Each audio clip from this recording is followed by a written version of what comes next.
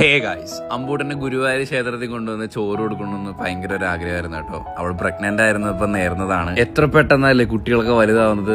അമ്പൂട്ടിന് ഇപ്പൊ 8 മാസമാവാറായി. അവിടെ നിന്ന് നേരെ കണ്ണൂരിലേക്കുള്ള യാത്രയാണ്. നമുക്ക് 2 അമ്പലം മാത്രമേ മനസ്സിലുണ്ടായിരുന്നുള്ളൂ. അപ്പൊ നിങ്ങളാണ് കമന്റ് ചെയ്തത് പഴശ്ശിനിക്കടവ് മുത്തപ്പന്റെ അടുത്ത് ചോറ് കൊടുക്കാൻ വേണ്ടിയിട്ട്.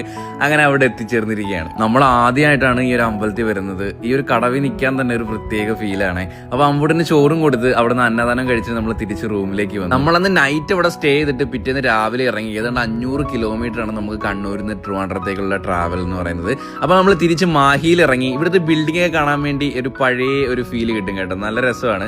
അത് കഴിഞ്ഞിട്ട് അമ്പൂട്ടൻ ചക്രവരട്ടി കഴിക്കുകയാണ്. പിന്നെ വണ്ടി ഓടിച്ചോടിച്ച് അടപ്പിളവി. കാരണം ഇവിടുത്തെ റോഡെന്നൊക്കെ പറയുന്നത് വൻ ശോകമാണ്.